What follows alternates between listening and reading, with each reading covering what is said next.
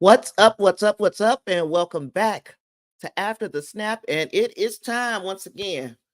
We are about to wrap up another week in entertainment and pop culture. What a wild week it's been, y'all. What a wild week it's been. Hey, we got lots to get into, lots to get into. So if you have not yet done so, please make sure that you are hitting that subscribe button. Make sure that you are hitting that like button to get the word out because people need to know I'm here. I usually have a small but dedicated group of people who watch me. So if you want to make that group a little bit bigger, do your part, hit the like button, make sure you're subscribed, turn your notifications, all that YouTube ish. We had a Super Bowl this week, y'all. Now, if you don't remember, I said last week, as we were talking about hey, Justin, I'm pretty good. I'm pretty good. I thank you, and I hope you are doing well yourself. I talked about the football game because I said I was going with KC. I was going with KC. And the reason why is because if you made Patrick Mahomes just have to manage a game, if the defense did their job, then oh my gosh, I just saw some news that Marge put up on Discord. BT Dubs. I remember to put the links in the show notes for Discord and all of that. You'll find it in my link tree. You will find that in the show notes if you want to join all the other stuff. So I said if Patrick Mahomes has to manage a game and that's all he has to do, Kansas City is going to win. It started to look to me like San Francisco was going to pull this thing off. It looked like, oh, Tasha, you're about to be wrong. Kansas City is going to figure out a way to pull this thing off. And then what do you know? What happens? The game goes into overtime. It's not sudden death like it used to be. Now both teams are going to get an opportunity to get the ball and see what was going to happen as far as the final score. You're going to play out. And now, if the second team to get the ball would score a touchdown, which is exactly what happens, then they would win the game. For some reason, San Francisco said, you know what, we want the ball first, which was dumb, dumb, dumb, dumb, dumb. But okay, I think maybe some of them were a bit confused about the new overtime rules, like many of us were. The rules changed over the last couple of years, since the last time we had a Super Bowl go into OT or a playoff game go into OT. All right, so now game goes into OT. San Fran gets the ball first. They score a field goal. So now Patrick Mahomes knew exactly what he had to do to win the game, and he did it. There's nothing else that I can say. He did it. He went then, yeah. He went out there and and the next thing you know, there's a celebration on the field, and it ain't the celebration that San Francisco and the fans of San Francisco wanted to see. That nobody wanted, I can't say what anybody else wanted to see, but the fans of San Francisco did not. This is not the way they envisioned this thing ending. We had a halftime show. It was Usher, and like I said, Usher has been I guess the discography may have been forgotten, that he has this huge catalog of music to choose from, and he did a good job. I didn't say great because I would have liked to seen him sing more. And he's an entertainer. We know we got it. Sing a little bit more in your halftime show. He did a lot of dancing, a lot of skating, a lot of other stuff. But as far as for the culture, the halftime show did pay homage to the culture. We had HBCU marching band. We had a black fraternity represented. We had a myriad of what you got this whole shout out to Michael Jackson. You had a shout out to one of his drummers, Usher's drummers, who passed away. You had a lot going on, a lot of symbology, and it was pretty good, not great. And I would have liked to have said it was great. Now let me start picking up. Let me start picking up. San Francisco blew that game, but Mahomes is just great, and Andy too. Yeah, Patrick Mahomes again.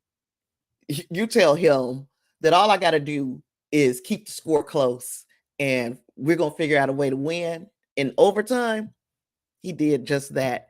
There was some Taylor Swift action. We got to see a lot of Taylor. Not it wasn't overwhelming to me. But we did get to see Taylor. Patrick Mahomes was the MVP once again, taking his family to Disneyland. And there was this was one of the, I think it was the most watched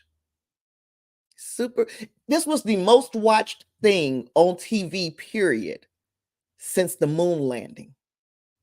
Y'all remember just how crap, I mean, of course, we don't remember because most of us weren't alive. However, the moon landing was the most watched thing on TV. This has been the most watched event since the moon landing.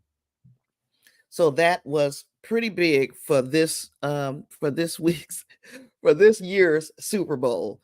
A lot of sweating. Yep. Them cats wasn't as young as they thought they were. They used to be young, and now they're a little bit older, and that's a lot of profuse sweating going on during that halftime presentation, let me tell you.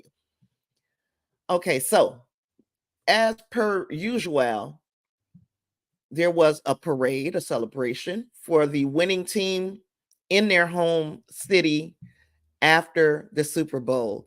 And unless you were living under a rock, you find out that that celebration at the Super Bowl ended in tragedy. Because once again, there was a shooting, a mass shooting in a public event, and something that was meant to be fun turned into just a horrible tragedy. The shooting occurred outside of Union Station in downtown Kansas City after the Super Bowl parade on February 15th. One woman was killed, 22 others injured, including several children. We can't even talk about the suspects that have been apprehended, by the way, because they are juveniles themselves. 2 juveniles have been detained and they face charges related to the shooting. Police believe a dispute may have led to the shooting. So we are at a celebration for a team that you obviously are a fan of. And instead of being there to enjoy the festivities and have fun, you're going to get into an argument with, and there's no telling whether the two parties knew one another, but you're going to get into an argument that devolves into shooting. Now, there were 800 police, or over 800 police, present at this parade, but they were unable to prevent the shooting in this crowded area because there were up to 1 million people present at the parade. Were up to 1 million attendees. So that's like one cop for every 1,250 people who were there. And while the police response was good, in fact, the police response was excellent, because if you watch the clips that were released by different news organizations, the police ran as people were running out from the area that the shooting occurred in. You just saw droves of police running in, putting themselves and their lives on the line for the people that they are paid to serve and protect. Right? So there was nothing that they would have been able to do, I think, to avoid this shooting after it occurred. There was nothing. You got one cop for every 1,200 people there. The victims ranged in ages from 8 years old to 47. We also had the one casualty was a mother of two. Her name is Lisa Lopez Galvin. She is a popular Kansas City DJ. She was identified as the one person who lost their life in this. Kansas City has struggled with gun violence. They matched a record homicide rate in 2022, but there has been no legislative action in Missouri because people are protecting their gun rights, which I get it.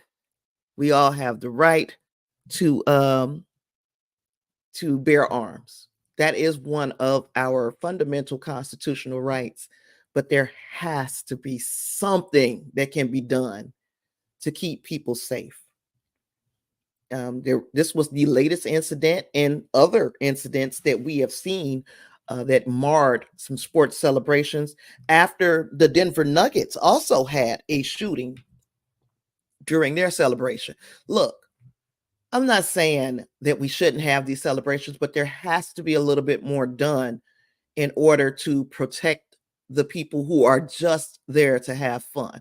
You got those troublemakers. In this case, it looks like there were 2 or 3 troublemakers, but look at the damage that they did to the city, to the celebration, to the lives of those people who were affected, to include Lisa Lopez Galvan, who lost her life.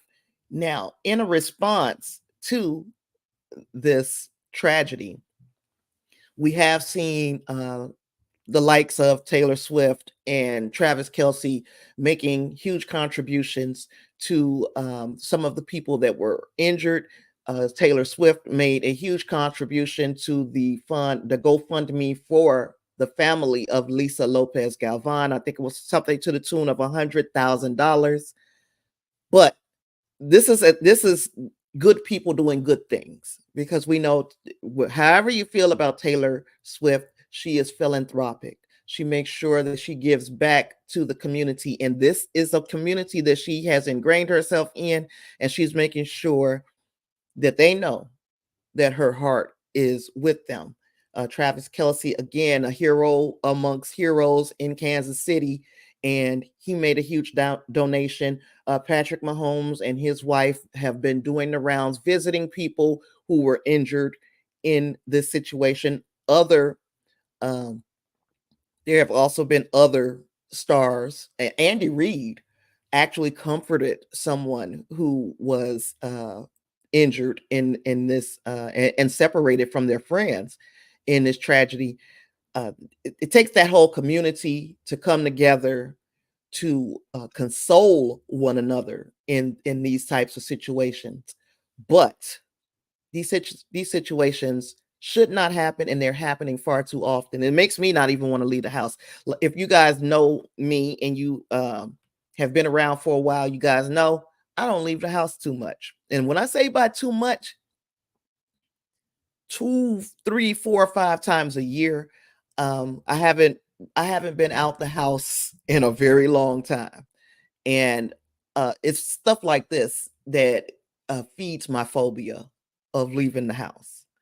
So yeah, prayers up for the people who were affected, the community in Kansas City, and for anybody who is feeling any type of anxiety about, even being into a situation where it's supposed to be a happy moment, because these things have been happening. We've also seen trained officers can't always handle guns this week as well. You're gonna have to tell me, because I'm not sure that I know the story. Oh my gosh, that's kind of scary. I keep my ear to the ground an awful lot, and I did not hear this story. So hopefully you fill me in, when Grace, on what else has happened this week. Um, the acorn thing. I forgot about the acorn thing, because I really skimmed over it, because I'm like, are you Are you freaking kidding me? Police officer was detaining someone, and a tree, an acorn fell from the tree, and this officer opens fire, gets on the radio saying, "Shots fired.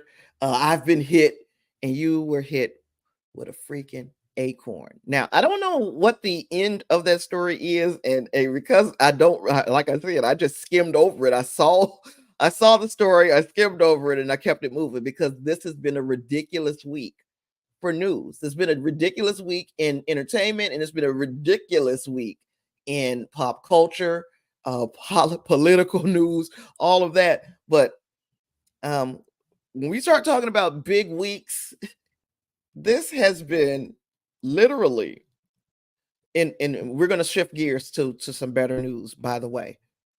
A huge week for Marvel, big Marvel's week, and it started at the Super Bowl and it continued throughout the week. We got an awful lot going on during the week. I'm going to catch Wingrace's comment before we move into all of the big news that we got this week from Marvel.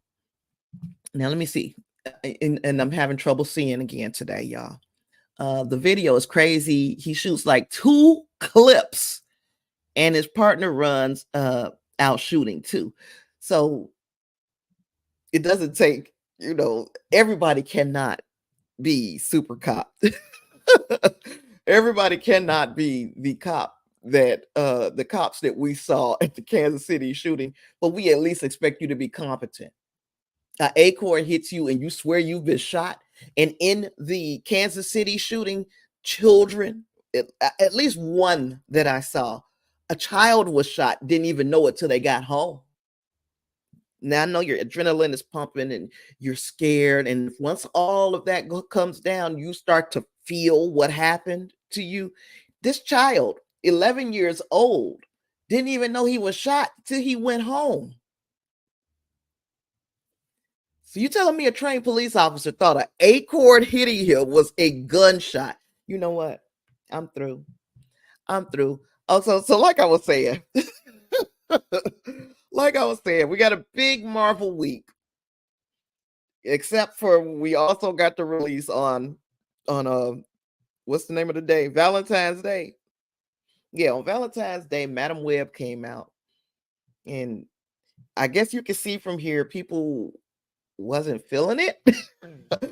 13% from the critics, 53% from the audience. It seems like that is another clunker coming out from the Sony side of Marvel. But let me tell you, there are some people who get both sides of this thing convoluted. They think that the Sony movies are coming from the MCU. So this madness must stop. It's got to stop. But yeah, so big week for Marvel Studios. Unfortunately, not for Madam Web. And again, the big news started with that Deadpool and Wolverine. Now that we know the title of the movie, Deadpool and Wolverine trailer. And are we excited or are we excited? Because if you're not excited, you're in the wrong place. This looked like the movie looked. Well, I'm sorry, I can't say what the movie looks like. The trailer looks like it's going to be an awful lot of fun, but Deadpool movies are fun. They're fun movies, but this one we like has implications for the MCU. Number one, we see the TVA show up. So now we know that there is a connection between the Deadpool and Wolverine movie and the Loki series in the greater MCU. Then we saw, what else did we see? Of course, we saw them in the Void. We saw the TVA seemingly recruit Deadpool to come and do some job for them. And there's a lot of speculation on what that job is. I don't know what the job is. I've seen the speculation.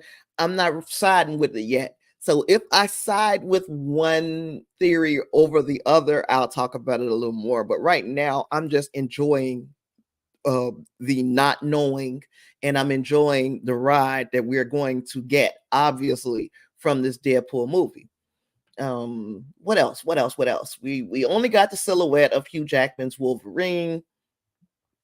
We saw Deadpool end up going to war against some TVA agents. We saw Pyro show up in the trailer. We saw a character that many people was like, oh, is that Doctor Doom? If it is a Doctor Doom, which I don't think it was, okay, so that's just me. I don't think it was. If it was a Doctor Doom, it was some alt universe Doctor Doom, some watered down version maybe, but the Doctor Doom, I don't think is going to show up here. It doesn't look like it. We're going to find out. Now, I told y'all I only leave the house a few times a year. I really, really want to go out to the movies to see this one. I think it's July 26th. And I might be able to swing getting out to see the Deadpool and Wolverine movie. I'll pick up or pick up this comment. Oh, I can't see. Madam Web came out. Feige released. Oh, you know what? Before Feige released the X-Men and Fantastic Four stat. It's almost like he had to have some good news that came out at the same time as this bad news. So, as when Grace just mentioned, we also got a trailer for the X-Men 97 animated series that is going to be coming on Disney Plus. I believe it was March 20th. I believe it was 10 episodes. And I don't know if they're dropping it all at once or are they going to drop it once per week.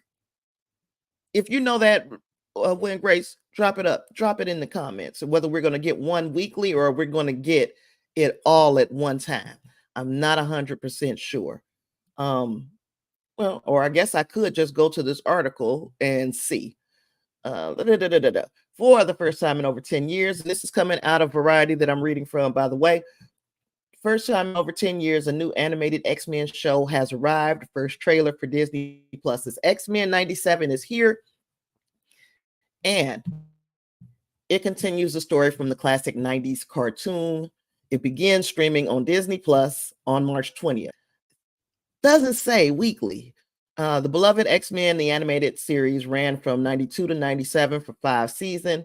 It's going to function as essentially a 6th season for the show, picking up after the 1997 series finale, Graduation Day, in which Professor Charles Xavier dies. I don't know if we can say he died. Something happened to Professor X, right?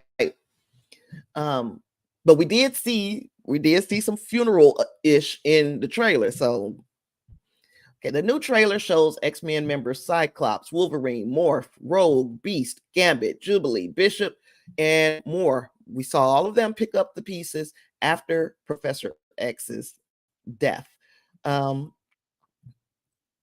We have to stay vigilant. The professor entrusted us with his dream. That's what Cyclops says to his team, as footage shows anti-mutant protests in the streets and a casket containing Professor X lowered into the ground. The team battles giant sentinel robots, and the final shot reveals that the evil Magneto, and I don't know, again, evil Magneto, we're assuming that he's evil, but he might not be evil. This might be him about to do right by his friend Charles, because he's taking control of everything Professor X built by getting that last will and testament. This is where we're picking up. I cannot wait to see what happens with the X-Men 97 cartoon. On the screen now, I've got some of the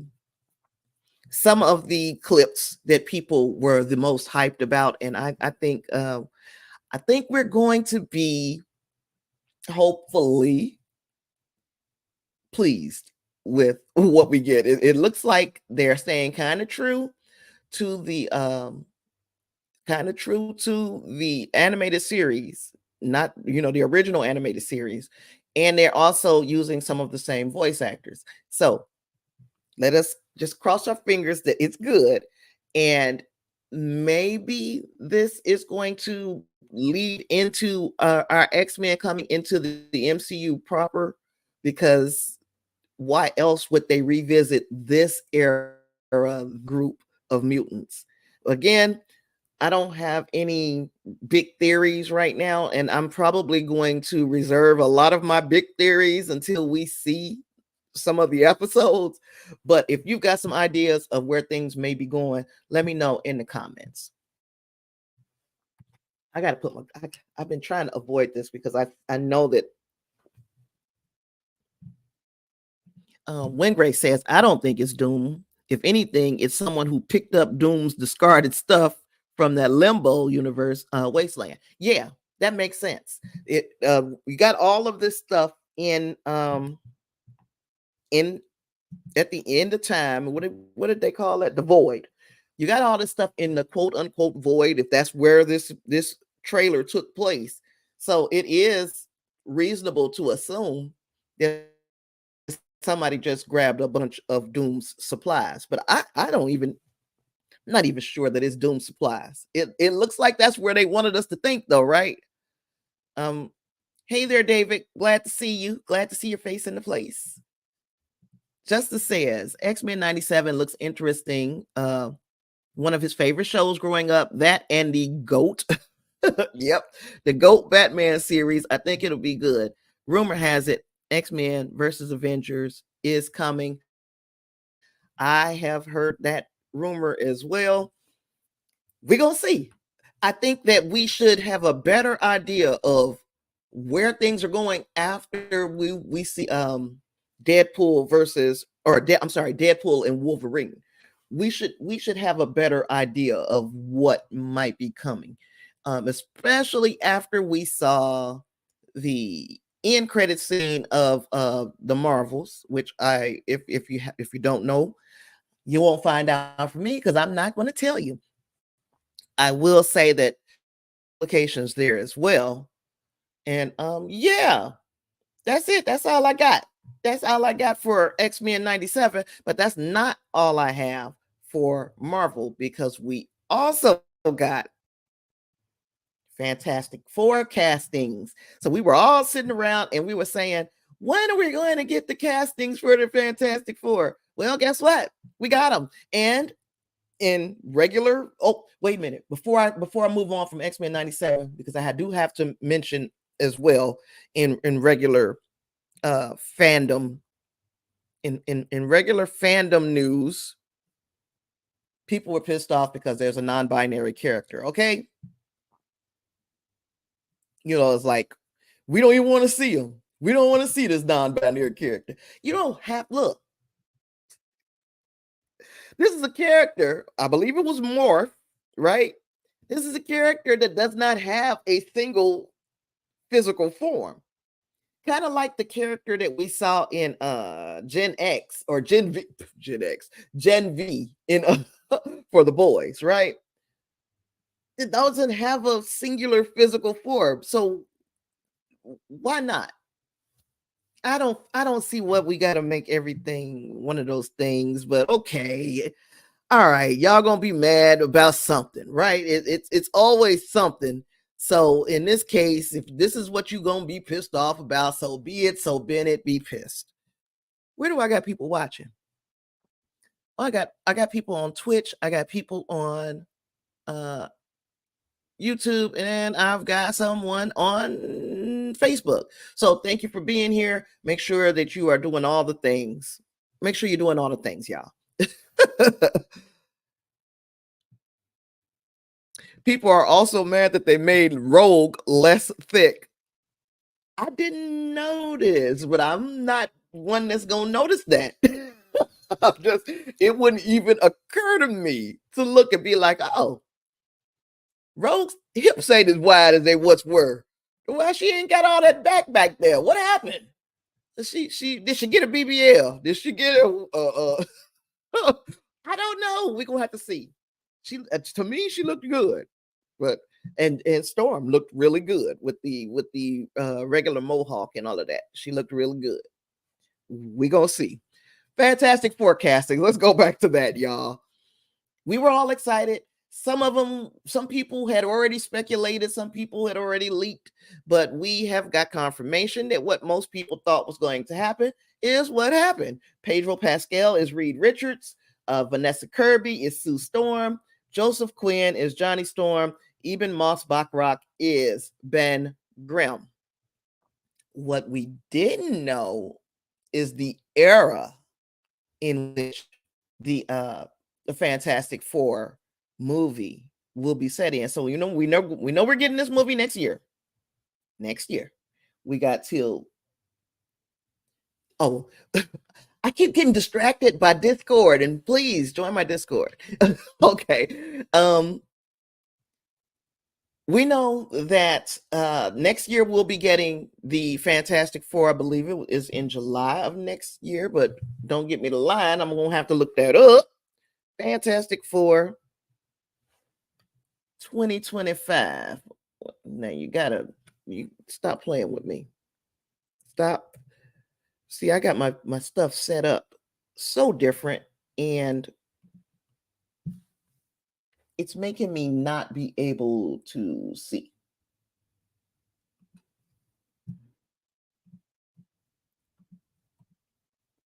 July. Yeah, July 25th right now is what they're saying for next year.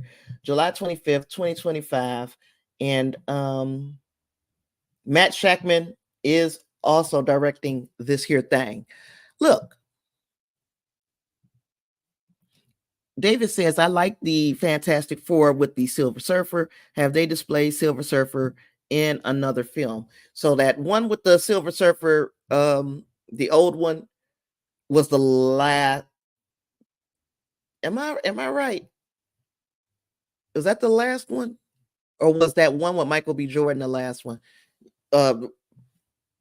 There are rumors that we will see the Silver Surfer in this one. Nothing has been confirmed yet. Of course, these are all speculations, but they're saying that we could get some Fantastic Four, Silver Surfer, Galactus in this movie. I don't know for sure, but what we've been talking about is, when is this being set?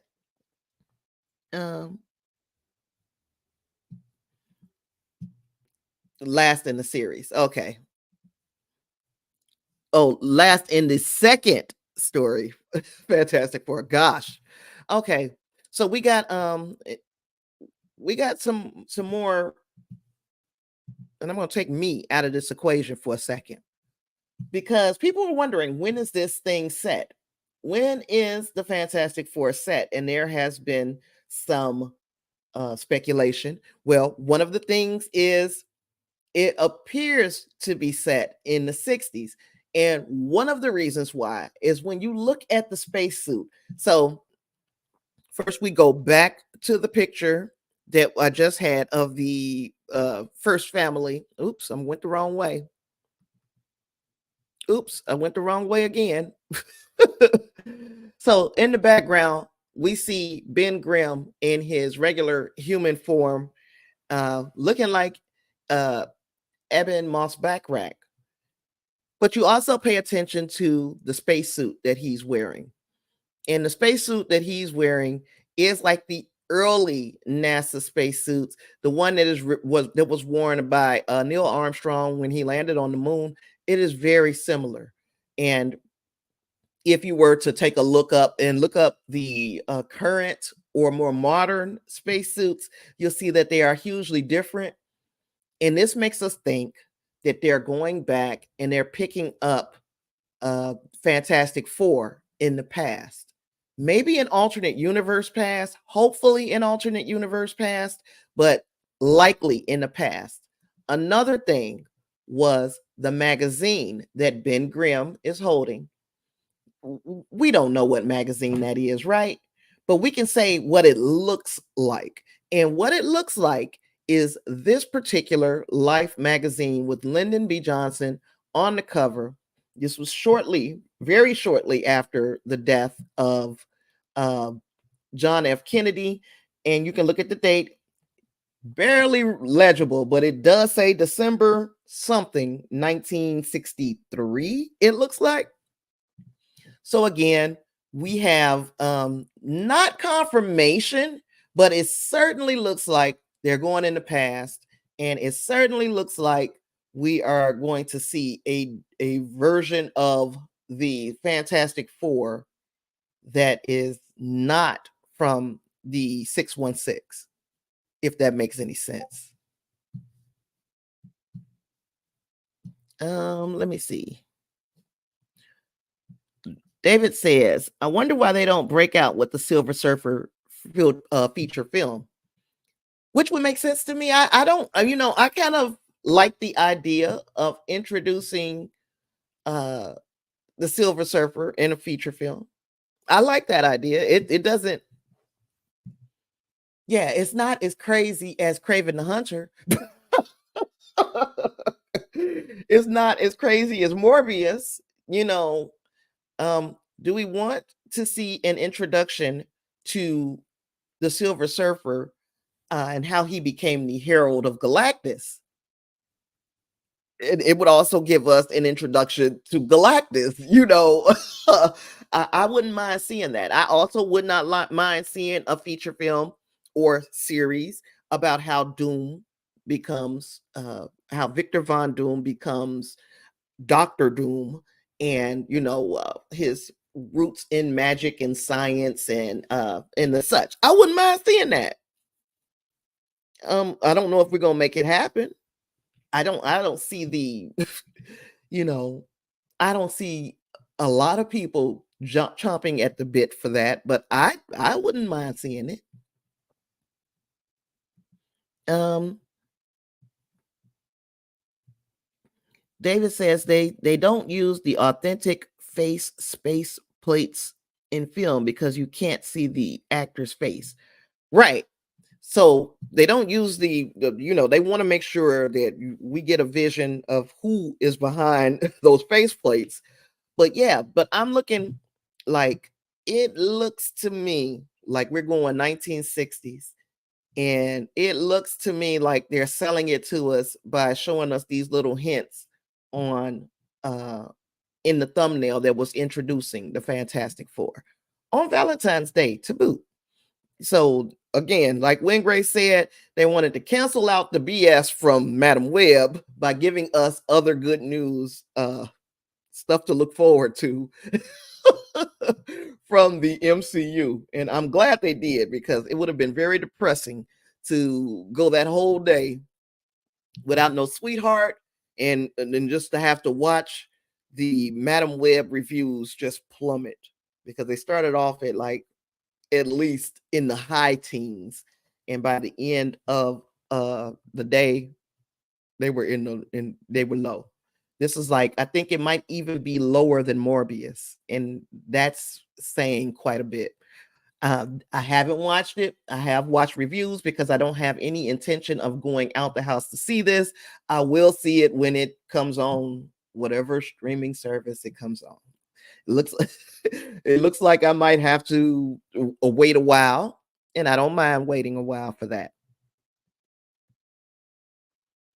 Um, a Silver Surfer, yeah, he's a very tragic character, needs to be explored on screen, and hopefully they give the Silver Surfer his due. And hopefully we do Galactus well as well. I want to see Galactus. I want to fear Galactus. There are rumors that Galactus will be voiced by Javier Bardem, which I wouldn't mind, I guess. Tell me, guys, though, before we move on to the next topic, tell me how you feel about the castings. Do you agree with the choices that were made by Marvel when they picked their cast? Because for me, is it a different look for Reed Richards to be older? Yeah. Pedro Pascal, is that a different look for him? I don't have a I don't have a problem with Pedro Pascal. There I was team John Krasinski, though, I will tell you that, because I really think that he embodied the character, but this is not to say that I think Pedro Pascal won't do a good job. depending on how they are trying to form the character, what their vision of Reed is this for this Fantastic Four, and whether or not this is a permanent Fantastic Four. We don't know yet. All that we know is that we know this cast. Do we even know that this is going to be the permanent cast, and that this will be the cast that's folded into the MCU after the events of Secret Wars, or before, however they're going to do it? How do we know? We don't. Everybody is speculating that it will be, but that's something that we need to keep in mind as well. Wingray says that he liked the castings, mostly one pretty big name and the rest aren't huge enough to take away. Right.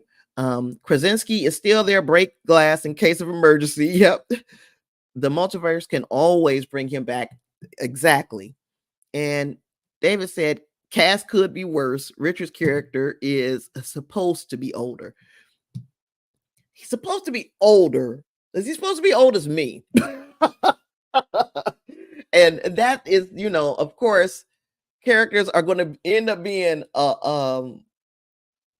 my age or older as we move on, because the actors who began, like we think about Robert Downey Jr., did he age out of the role? No, he could have continued to play Tony Stark because we saw him grow with the character. This is a character, as far as Reed is concerned, this is a character that we're going to be introduced to as an older character, and soon you're going to grow older and older. So we'll see. We'll see. I'm not saying, again, I like Reed Richards as I like Pedro Pascal as Reed Richards. It's not an issue of it's just an issue of how far can you take it when you have an older cast member already. Okay, let me not put my foot in my mouth. So let me let me go. Let's go to the main story that we have for today, y'all. And if you know me, you guys know that I love Star Trek. And I'm very interested and invested in what goes on at Paramount Global because I love Star Trek.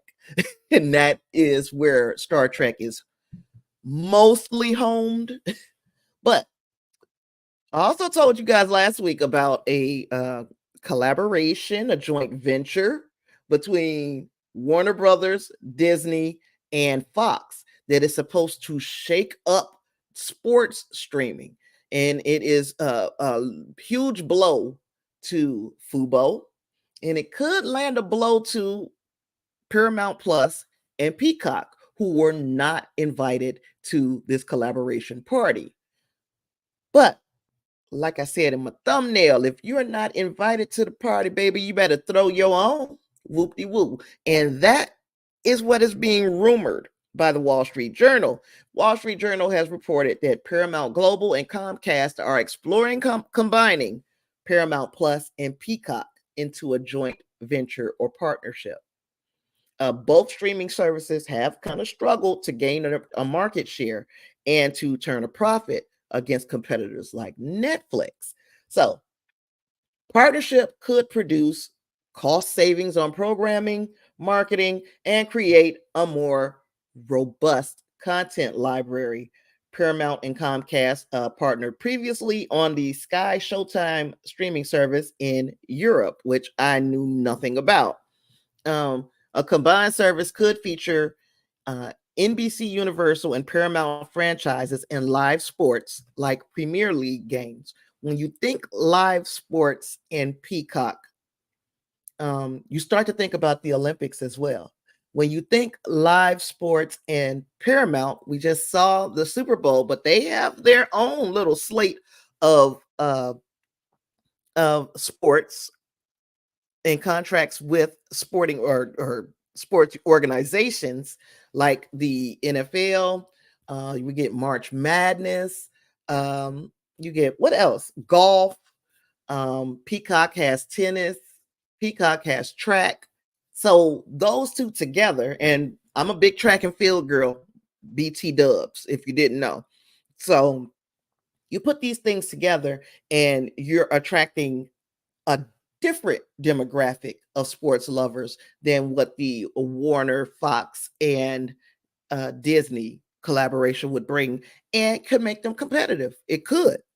That would also cut down on the monopoly talk, because that's exactly what the big three were doing when they got together. It's like they cornered the market of, they got 65 to 80% of sports is covered, or would be covered under Fox, Disney, or Warner.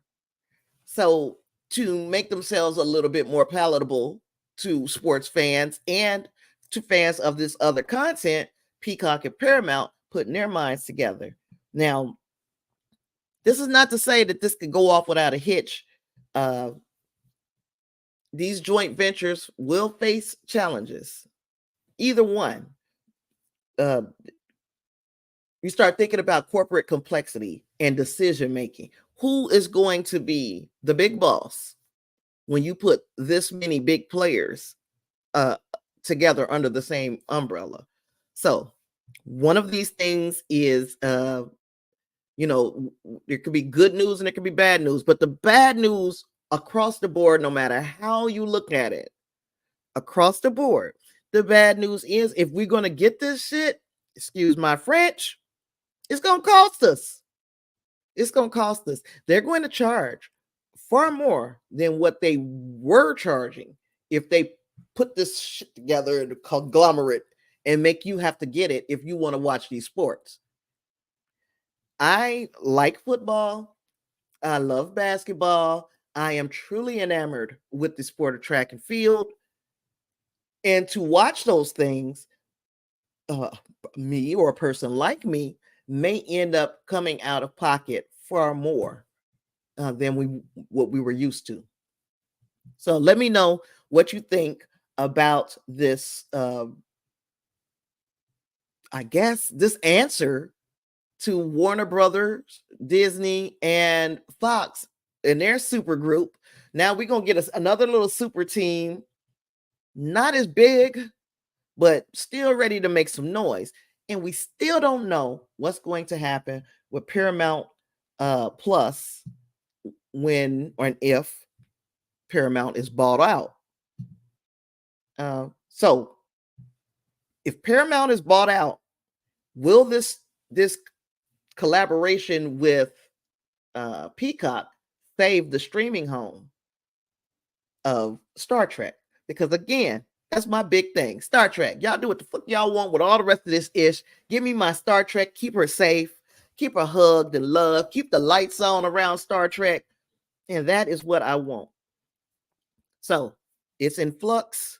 We got a shifting streaming landscape. We got this whole thing about Paramount trying to find a buyer. But the Peacock partnership is one option that could save Star Trek. And I'm not saying but please don't think I'm saying that Star Trek is on the chopping block. I'm just saying that I truly believe I want everything under one umbrella. And if we keep the umbrella open where Star Trek is safe, as far as the way we have it now. Right now, the movies are all over the effing place. We got Prodigy over there, like the prodigal son. And then we've got the rest of the series on Paramount. Let's just keep things like they are right now. Let's not make it more divided, where you have to get 100 different streaming services to watch all of Star Trek. You know what I'm saying? Speaking of Star Trek, we got some Discovery news this week about this upcoming fifth and final season of Star Trek Discovery. Of course, we knew that it was premiering on April 4th on Paramount Plus. It's going to premiere with 2 episodes and not just one. So we're getting 10 episodes over 9 weeks, which will be ending on May 30th. This is, again, final season. The story is involving the crew searching the galaxy for an ancient hidden power. The season premiere plot involves retrieving a mysterious 800-year-old Romulan vessel until an artifact inside is stolen. So we see in our picture here that Sonequa Martin Green is returning as Captain Burnham. She is flanked by our cast in this new art. Callum Keith Rennie, who was supposed to be playing one of the villains, is not pictured in this art. Um, Kicking off again April 4th, 2024, 10 episodes, two to start with.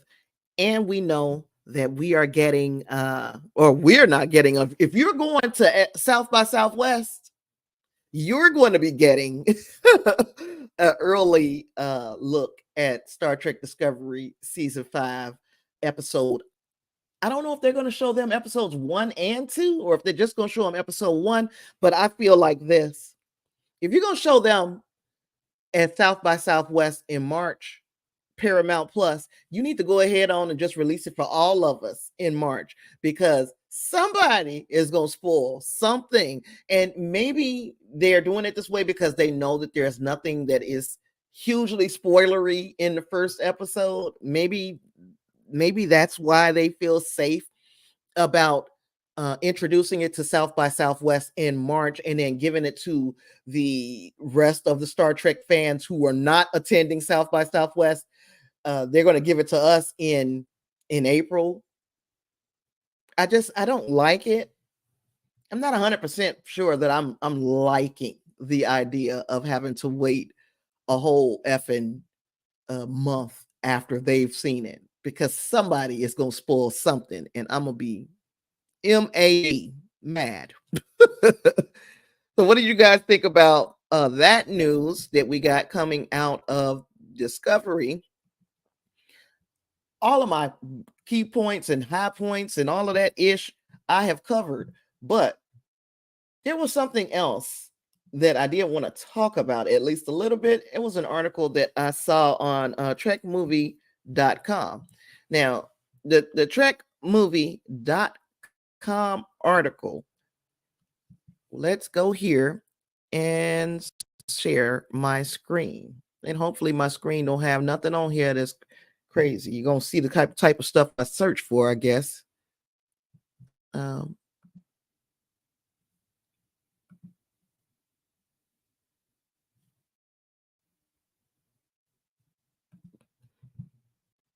Let's see here.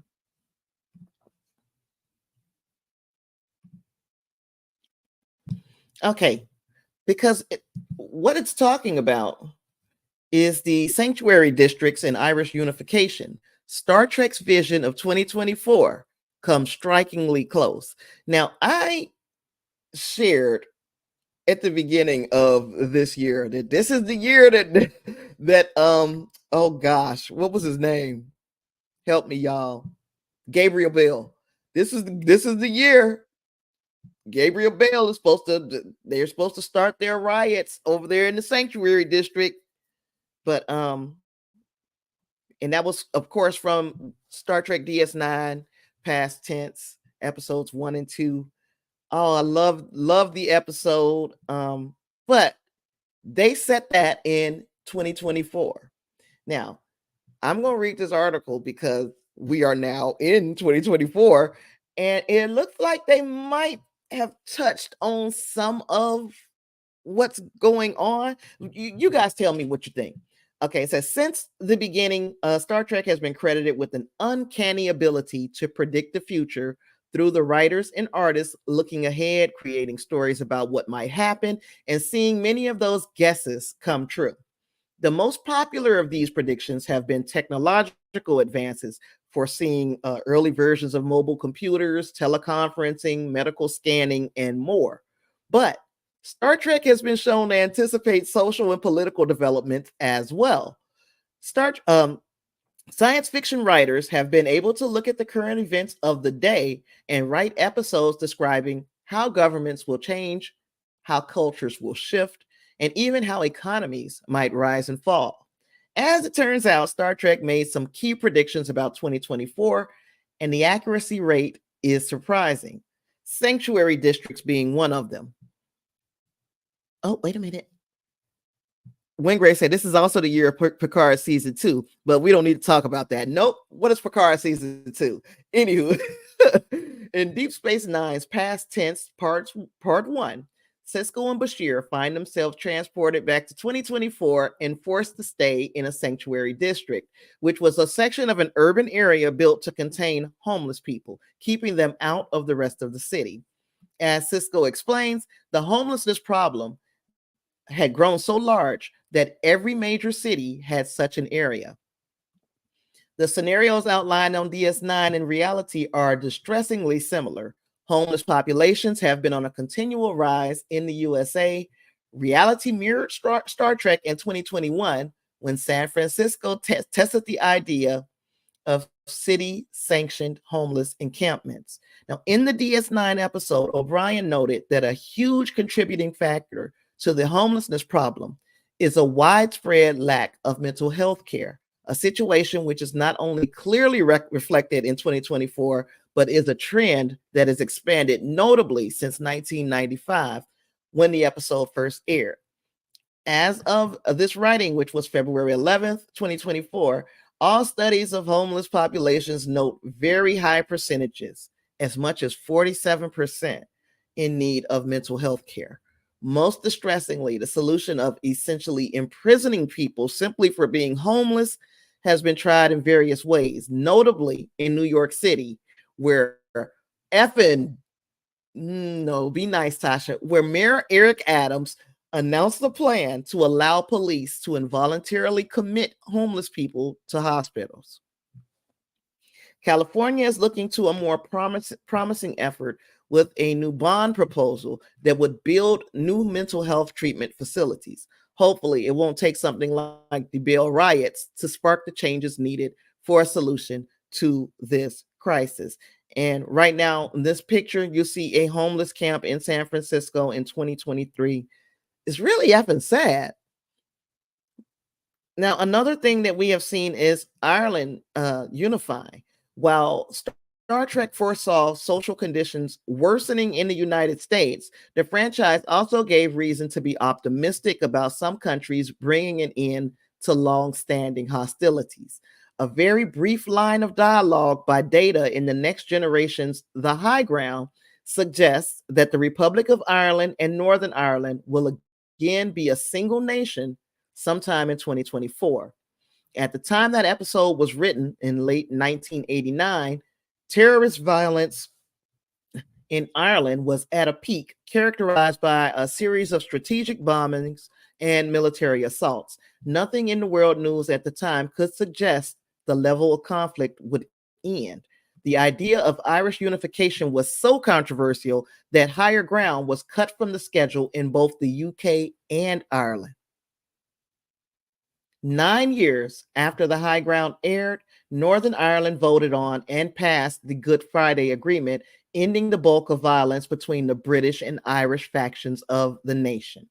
The biggest controversy about The High Ground was how Data argued it was a successful example of the effect of rebellion and terrorism, but it cannot be denied ending, quote unquote, the troubles was a major factor. Security barriers and checkpoints were removed on the border. A number of North and South institutions were established, and the future potential unification was left in the hands of the people of Northern Ireland and the Republic of Ireland.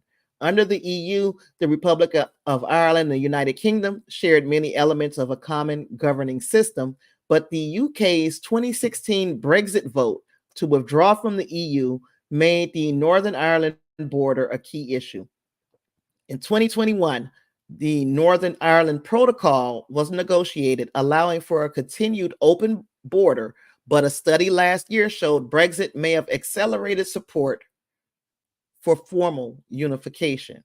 Some political leaders in Northern Ireland see a potential referendum by the end of the decade. So Star Trek didn't exactly get Irish unification right, but things are a long way from where they were when The High Ground aired in 1989. Look, I could continue, but please go over to trekmovie.com and read the rest of the article, because like I said, I can just read it all, but you guys can do it too if you're interested, or if you're as interested in it as I was, because it is always nice to see how when visionaries decide and they're going to put their mind to coming up with a future that might be worth living in and worth bragging about, um, they put their minds to it and they come up with something original for the time, even controversial for the time. But then as we get closer and closer to the future, we see, well, that's actually not that controversial at all. And these are just a few examples of how things would be in a Star Trek future, because obviously they had no idea back then that we would be getting this much closer to the predictions in these episodes.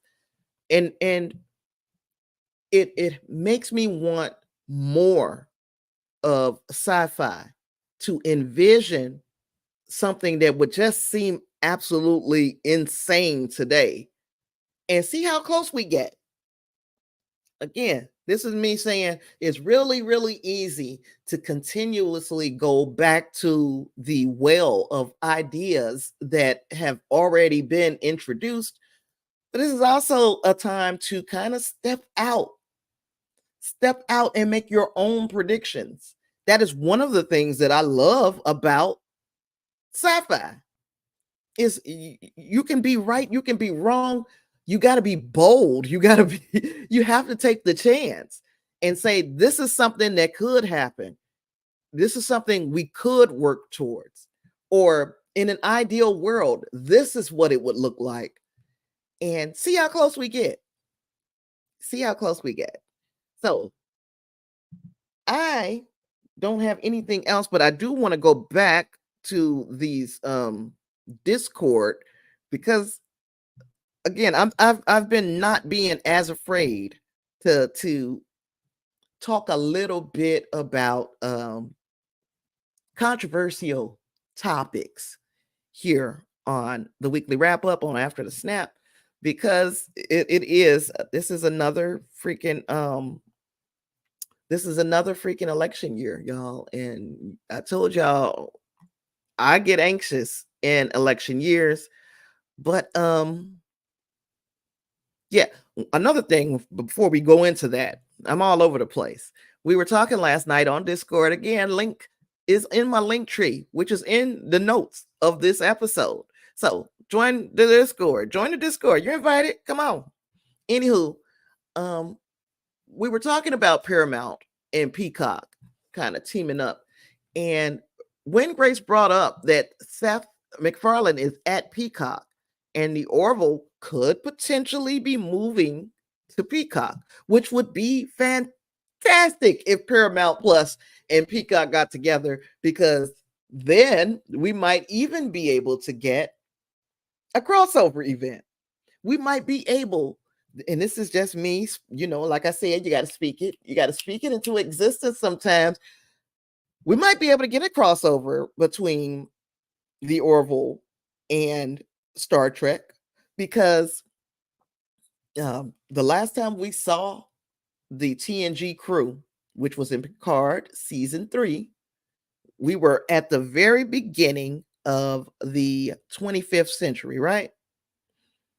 And guess who else is set in the 25th century? The Orville. So why not?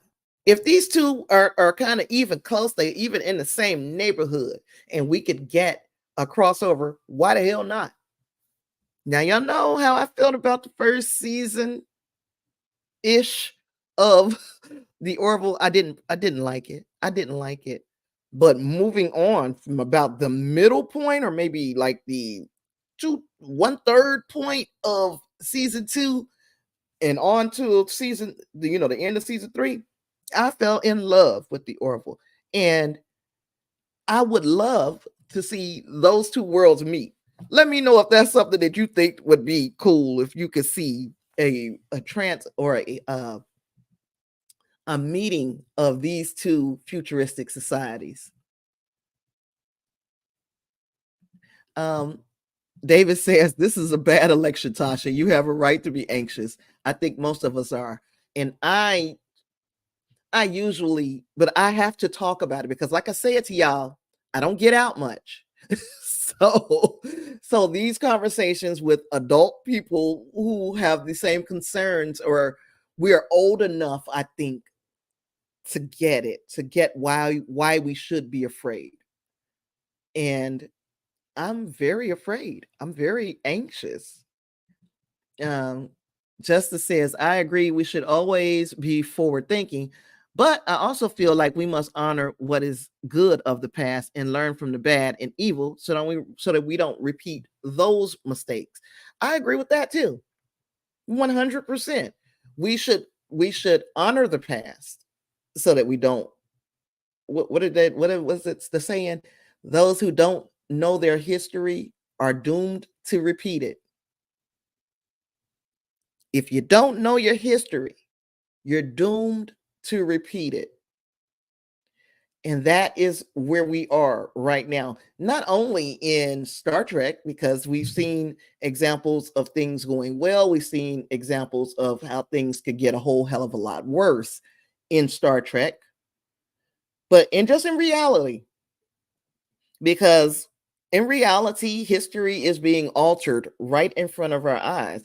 People are telling you that what the hell you see is not what you see, that you saw something different. And because we are kind of the small guys, the little guys, the big guys are the ones who are going to rewrite history, and they're going to rewrite it in their favor.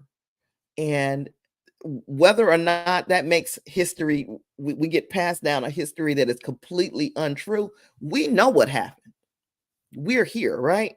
But in 50 years, when we're no longer here to tell these stories, those people are only going to get the written records that survive until they, get the stories. And I just think we have to be very careful of not dooming ourselves to repeat those histories. You get what I'm saying? Um, Justice says an Orville crossover would be funny and he would like it. I I think it could happen. And I would like it too if it could happen if, and there's like, now we got to start throwing all these ifs. If all of these things line up and the stars line up just right, and put those two in even close proximity of one another, we could potentially at least have an excuse for a crossover. And I think that would be fantastic for fans of both franchises. And again, this is me and everyone in the chat who is agreeing. This is us saying that the Orville is going to get its fourth season somewhere. It's not looking good for Disney Plus, right? It don't look like they're very interested in developing a season 4 of the Orville. I think that's a mistake. I think it's a mistake, but I think that we if we get this team up with Paramount and Peacock, and if Seth MacFarlane has a relationship with Peacock and Comcast, and all of these things line up, then that would be perfect for us to get that type of collaboration. And what the hell else happened this week? Man, it's politics. I don't know if y'all ready. And I guess this ain't politics. This is like true crime. It's so much ish going on. It's right now. Marge just sent me, just sent on on Discord, just a few minutes ago. Trump, they have made a GoFundMe account for Trump, and Oh, he can't use the GoFundMe. Well, now, because they were saying that the supporters, Trump supporters, were trying to bail him out of this huge judgment against him, this $355 million judgment against him. But they were doing a GoFundMe. But then it turns out that because he has financial crimes, that Trump can't use GoFundMe. However, there is another uh, uh, crowdfunding platform, and I can't remember what it's called. It's a Christian crowdfunding. Let me look it up. Christian crowdfunding platform. It is called Give, Send, Go. If people were to use Give, Send, Go, if his supporters were to use that, I bet you there would probably be nothing blocking him from getting the money. And these people are dead set on trying to pay that $355 million down for him.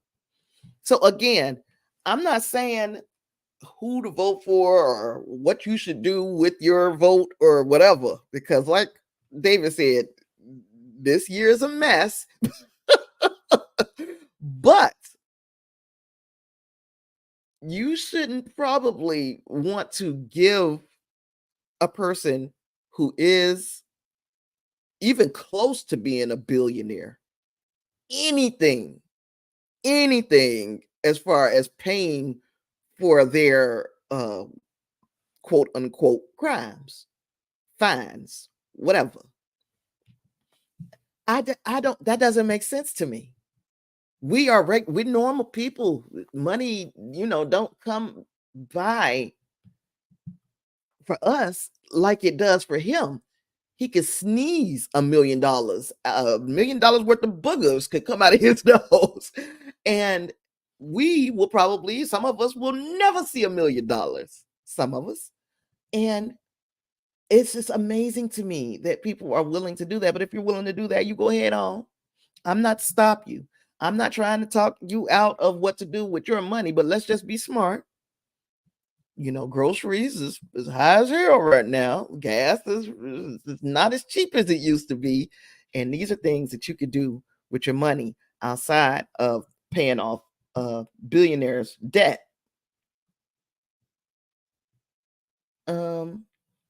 And Alex over in the Discord basically said what I said. Why would anyone donate their hard-earned money to a purportedly rich person? And Marge's answer was, he's their savior. And gosh, what you want? I mean, people been giving money to their savior. People been giving money to their savior for literal millennia. I'm going to share what Grace shared over in the Discord, how they have put Rogue on some kind of weight loss program because she's not as thick as she used to be. Of course, I didn't pay attention, but here we are. Oh, we got to make it big so y'all can see it, because that's crazy to me. I didn't realize that the girl had all that back there, and now she's a little bit thinner.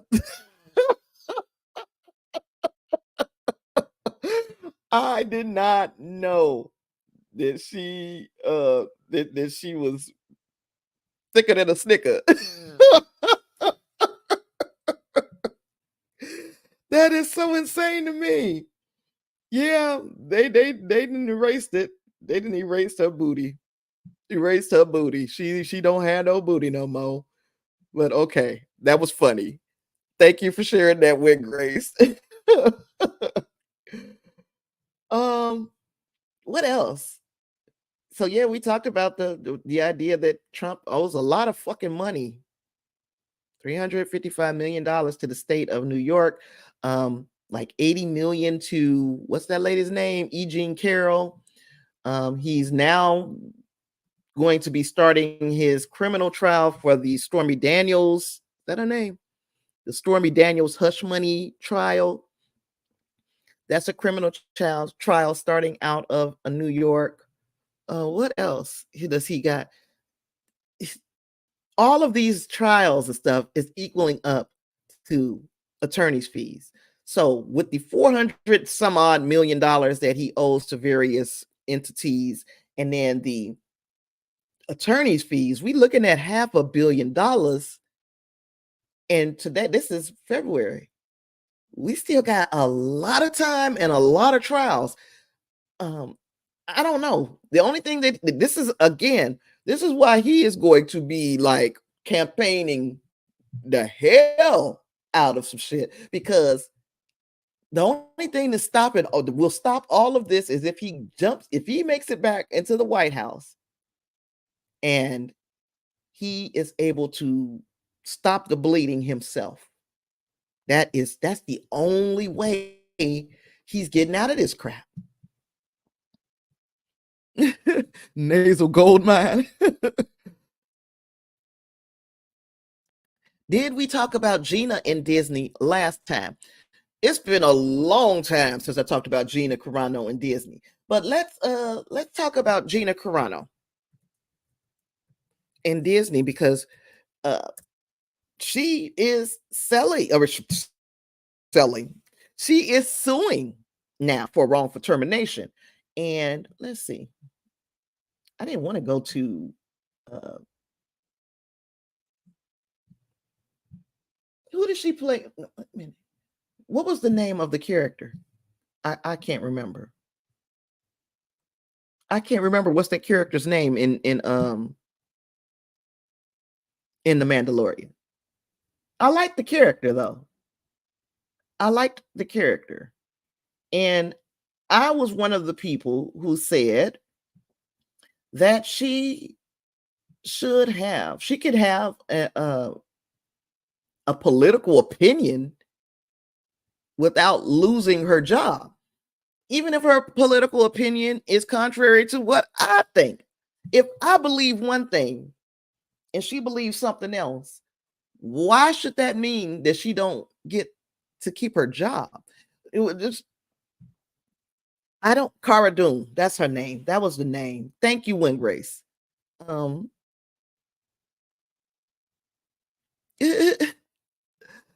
So they she's suing basically. Okay, I'm sorry, because I didn't got myself sidetracked. She is suing with the help of Elon Musk. Let me see though.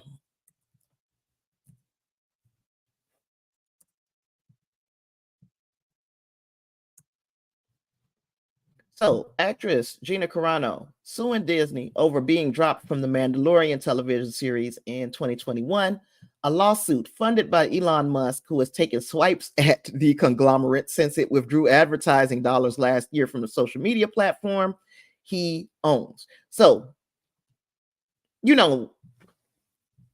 just in case you didn't know, this is like the most petty time to be alive. It's the pettiest of the petty times to be alive, where people with billions and billions and billions of dollars are having these little freaking pissing contests, pissing matches against one another. And while it's stupid, it's very entertaining. We get caught up in watching shit just literally fall apart. So anyway, I'm going to pick up an article from February 6th. Let's just pick up the one from the Hollywood Reporter. I don't use the Hollywood Reporter enough in my reporting. So let's talk about it from the Hollywood Reporter's perspective here. Gina Carano sues Disney over Mandalorian firing in lawsuit funded by Elon Musk. The actress claims the entertainment giant discriminated against her for voicing certain opinions on hot button issues. Again, now, if it was in her contract that you say this or that, but there have been other Disney actors who have made political opinions and they are still Disney actors. They're still working for in the Disney, all of the universes that they own. So I'm trying to figure out exactly what leg does Disney have to stand on. Anyway, in an escalation of a standoff over her firing from The Mandalorian, Gina Carano is suing Disney and Lucasfilm for discrimination and wrongful termination in a lawsuit that opens another front in the battlefield for influence over Hollywood that has drawn in corporate America. Carano, in a complaint filed Tuesday in California federal court, she was fired for voicing right-wing opinions on social media and seeks a court order that would force Lucasfilm to recast her. Elon Musk, making good on a promise to foot the legal bill for users who claim they've been discriminated against due to their activity on his platform, is helping to fund the suit through X. In a statement, X's head of business operations, Joe Benarock, said, as a sign of X Corporation's commitment to free speech, unless you say something that Elon don't like, but I digress, we're proud to provide financial support for Gina Carano's lawsuit, empowering her to seek vindication of her free speech rights on X and the ability to work without bullying, harassment, or discrimination. Lucasfilm in 2021 announced that Carano would not be returning to the hit series after sharing a post in which she said, most people today don't realize that to get to the point where Nazi soldiers, where Nazi soldiers could easily round up thousands of Jews, the government first made their own neighbors hate them simply for being Jews. How is that any different from hating someone for their political views? And while it is, it could have been offensive to Jews, and it could have been offensive to, I don't know, Nazis. I don't know that is an offensive thought, because it actually goes both ways. Now, it goes both ways, because some people will hate you for being liberal, and some people will hate you for being conservative, and some people will hate you for saying, hey, ain't got a dog in the fight. And any of us can be rounded up by the other group. And you know that there's been some crazy ish going on in the name of political parties here recently. So was it wrong for her to say it? I don't think so. Now, she might have said some other ish that I'm unaware of, but this was the one that I was aware of. And I was like, even if she's talking about it from a conservative point of view, her political opinion is her political opinion. It does not affect me.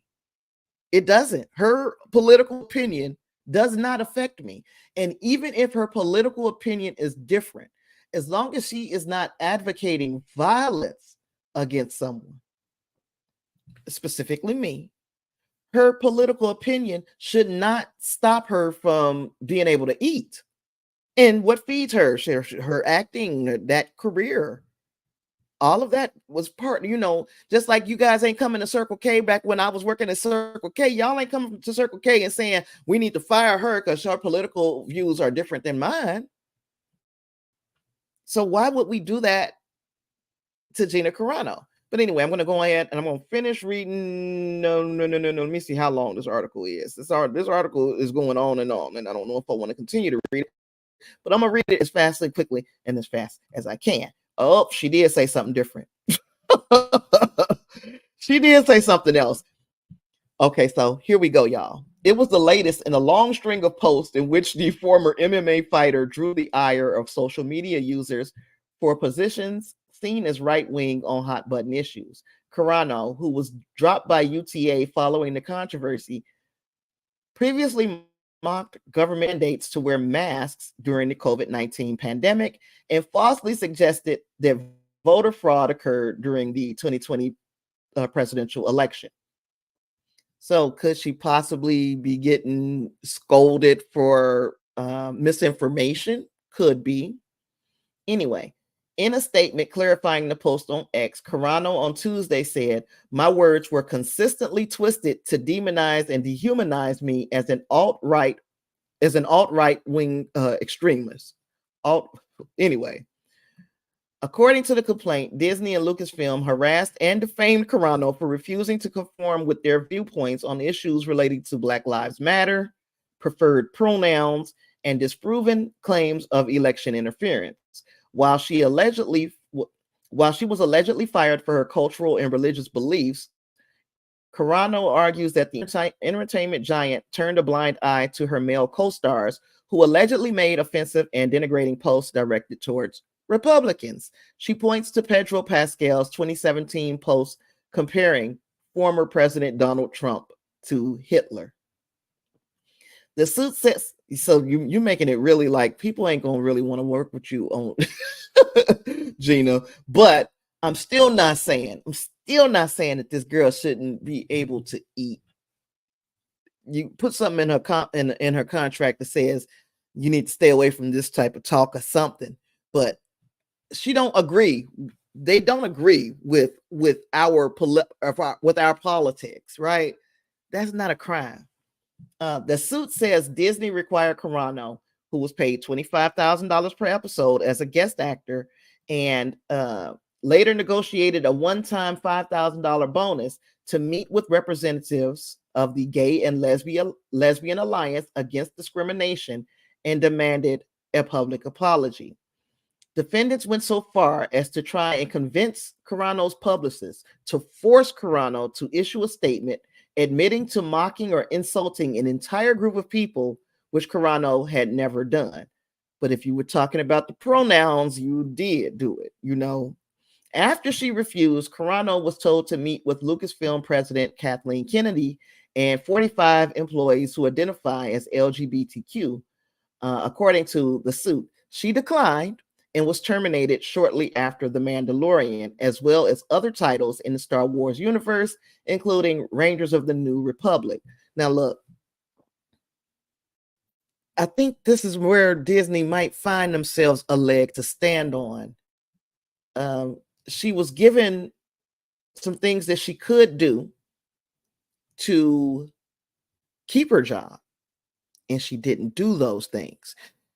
She could have went and met with Kathleen Kennedy and those 45 employees, and she could have told them her point of view, and she would have still been in compliance with what they asked. They didn't ask her to agree with whatever was said. They asked her to attend, and she did not. Carano also alleges that Disney engaged in a post-termination smear campaign, citing the abrupt removal of an episode of Running Wild with Bear Grylls, in which she appeared from the show's scheduled lineup in an effort to malign her. Though the episode eventually aired, Disney allegedly omitted any mention of her name and likeness in promotional materials. If you put, now you can say what you want, and I still believe that you should be able to eat, but I also believe that people have a right to choose whether or not they want to support things that you're in.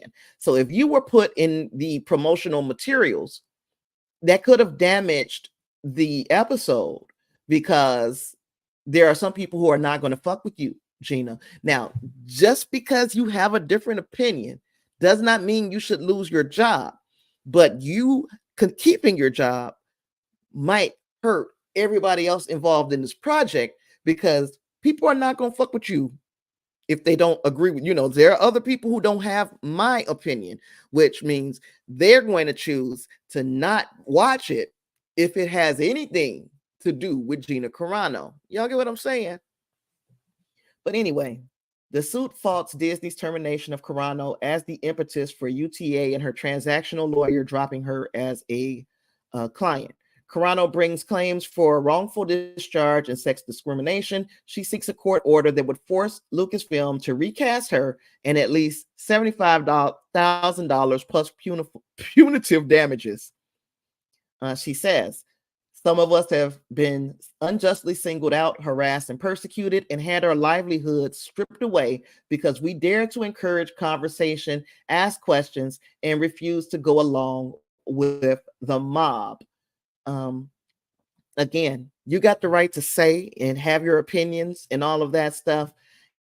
And I still believe that you should have a right to eat. You should not be deprived of your ability to eat, but people don't have to agree. And she said, that you've been unjustly singled out. Um, you made very public some very, I guess, controversial thoughts and ideas, and people have a right to say, okay, I will not support that person because you have these controversial ideas. Now, at will employees who make up the majority of private sector workers often face an uphill climb in obtaining damages for terminations over problematic online posts deemed to be offensive and in violation of workplace policies. Unlike employees in the public sector, such workers are not shielded against discipline under the First Amendment. That was the way my job was. If you said something too inflammatory in my job back when I was working, hitting the clock, if I said something inflammatory that I had already signed a social media policy that I won't engage in certain acts on social media while being employed by put employee here or employer here. On Let me see. So I don't know for sure if Disney is an at-will employer. If Disney could fire you for whatever reason they want, I don't know. You guys let me know if you know something.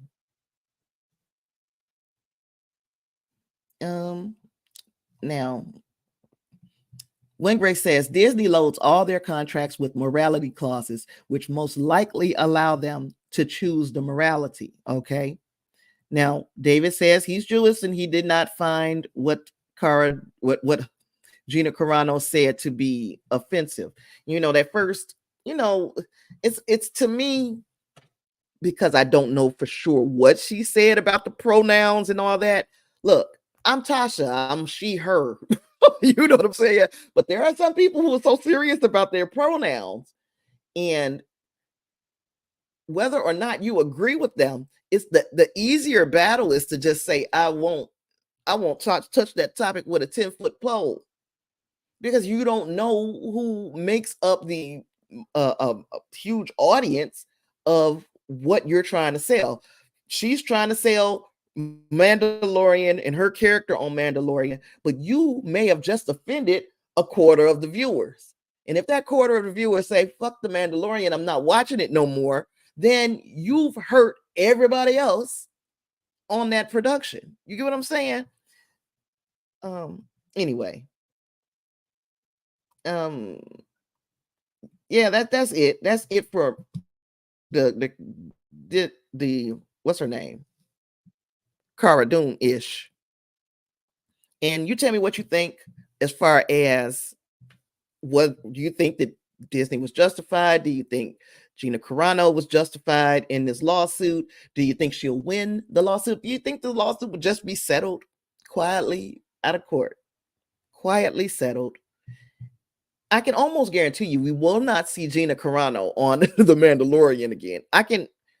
I'm willing to bet that she will not be seen on The Mandalorian again. I'm willing to bet. But will she get paid the $75,000 and punitive damages? I don't know. I would have to see that contract, and nobody knows what's in that contract except for Gina Carano and the executives at Disney. Wingray says there's also the fact that she wasn't fired. They just didn't ask her to come back. There may not have been any contracts promising her more, and that is also true, which would make this then at that stage that would make it an at will. This might be a one-off. You might not ever come back. You haven't seen a script that says that you were supposed to come back. But She thought she was supposed to be in Rangers of the New Republic. Was there any promises made about that? I think it's very dangerous to make promises to anybody in Hollywood right now, because just like Gwen Grace was bringing up morality clauses, look at Jonathan Majors as an example. And gosh, horrible example, Tasha, because this is ruined, right? He's truly ruined his career. But he was signed on to a whole lot of stuff, and they told him about all these future projects, but all of that disappeared with his bad act, right? So maybe they say, hey, we finished this season of The Mandalorian. Gina Carano was great in this season of, was it the first or the second season? I can't remember which one was the last time we saw her, but now we don't need her no more, because boy, if she can be a bit controversial, it can be, yeah, she's a bit hot to hold. Yeah, there may not have been any promises of a future with Disney, where you feel like at this point I'm untouchable. I can say these things because I got this contract that says they have to keep me as part of the cast. Just ugliness. Roseanne is maybe getting involved. Come on, man. Look, Roseanne has gone on to say some far more inflammatory things. I am a fan of a podcast called Knowledge Fight. I don't know how many people listen to Knowledge Fight. If you do not listen to Knowledge Fight, it is a couple of guys. One is kind of the straight guy, and he watches pretty much almost all of the episodes of Alex Jones. So the Alex Jones InfoWars crap, he watches it, and then his buddy, who is coming in cold, they discuss it in a podcast. I love the podcast. I don't know who put me onto the podcast. Somebody did. I can't remember who. But I love that podcast, and I listen to it regularly. And there was an episode of InfoWars that they covered. They had Roseanne Barr, or not Barr. What's her name? Roseanne, whatever the last name is now. Yeah, Roseanne Barr. She was on there, and Lord have mercy, inflammatory-ish was said. Put it like that. So I'm like, you don't want, if you have an argument with anyone, the last person that you want advocating for you right now would be Roseanne Barr. She is toxic. I wouldn't want her around my issues, my problems, my concerns, because people can just keep pulling out receipts of things that she has said, that if you think the stuff that you said was just mild, the stuff that Roseanne is saying is truly inflammatory. And it is it's dangerous having her on your team right now. It's very dangerous. Yeah, David, it's stupid but amusing. This is just rich people problems. It's just like the issue we were talking about with Monique, the comedian Monique, and her problem with Oprah Winfrey and Tyler Perry and Hollywood. It's like she's saying, oh, I'm being blackballed for saying things that were against Hollywood, or just for telling them no. You told them no, and now you're facing consequences for telling them no. This week, her issues have been with her own son. Her own son, that obviously or apparently he was raised by other members of her family. Now he's still her son, but he was raised by other members of her family, and they don't have a close and loving relationship as most mothers and sons would, right? Their relationship is fractured because he feels like, even at 30 something, he feels like she's more present for his half siblings than she ever was for him. She, at that point in her life, was when she had his half siblings, was ready to be a parent, She wasn't ready to be a parent when she had him. And people are telling, or people are saying that he needs to get over it. That's not some shit that you get over. And furthermore, she is coming out with, oh, I got receipts that prove that I talked to my son and this. Look, if you got to prove to a world full of strangers that you have a relationship with your son, you have failed miserably. You are a failure at this parenting thing. I don't have to prove to you guys that I have a relationship with my son. I don't, and I couldn't prove it to you. Could not. Couldn't show you a bunch of text messages and shit like that that proves it. You guys know I got a relationship with my son because I'm sitting in here and what I do for a living is watch my son's children, and he houses and feeds me from day to day. That's the proof. The proof is not in me pulling out receipts. You can see it. The proof is in the pudding. You get what I'm saying? And I was a horrible mother at points in my life. That's me coming, being real. But it wasn't because a lack of trying. It's because I was just a fucked up person doing the best that I could as a fucked up person. Anyway, yeah, Roseanne is scary by herself. And then you got her trying to sign on for other people. Lord. Wingray says, not advocating. Elon asked if anyone else was fired by Disney and he'd pay for their suit too. And she says she was, so she might have her own thing. Okay, that's altogether different. Thank you for clearing that up, because I damn sure wouldn't want her on my team for anything. And I'd stay the hell away from that lawsuit. Stay away from it, Elon. I don't agree with Elon something. I don't agree with Elon getting involved with all this ish, talking about freedom of speech and that this and that, because we know that he has stifled people's freedom of speech because they have posted things that he didn't like. So, do as I say, not as I do. I guess that's where we are, right? Right. What else was I talking about? Gosh, I don't know. I lost myself. I got lost in the count. Yeah, just a wild ass week. And I just got a feeling that things are going to continue to escalate week after week. It's just going to get more and more ridiculous every time we look up. Like right now, it looks like, oh, things might be quiet next week. Don't you bet on it. Don't you believe it. Next week, things is going to be just as effed up as this week was. Ooh, the Funny Willis. And make this the last thing that I start touching, okay? Funny Willis was apparently having an affair with the guy that she appointed as the special counsel on the Donald Trump election interference case in Georgia.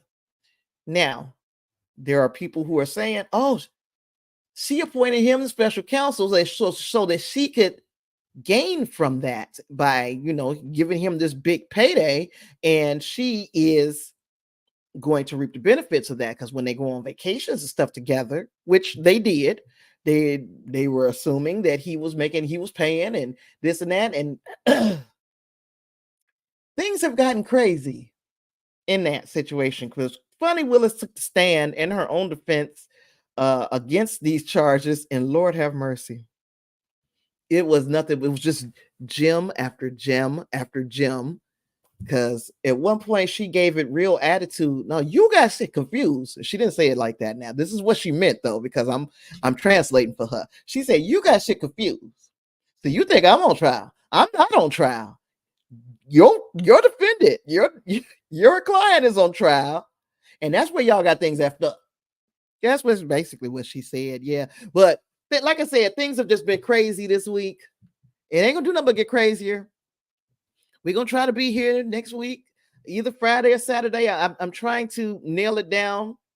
Ooh, I don't think I could be here either one. I forgot my son and daughter-in-law are going to Vegas next weekend, I think. And I am going to have the children all by my lonesome for 4 or 5 days. So I'm gonna be insane by the time weekend comes. But and they're not coming back until Monday. So we'll put it like this. If I haven't talked to you guys on by Wednesday of next week, then you won't hear from me until Tuesday of the week after. You get what I'm saying? This might be just a whole week unless some crazy shit happens and I just have to get on here. That might be how it has to be because I'm about to have them babies for like 5 consecutive days. And it's been a long, long time since I've never had 2 babies for a week. So we're going to see how that works out. Oh, thank you, David. Also, yeah, I ain't got nothing else. So hopefully, you guys join me here for another weekly wrap up next week. It's been fun. I'll see you in the next one. This is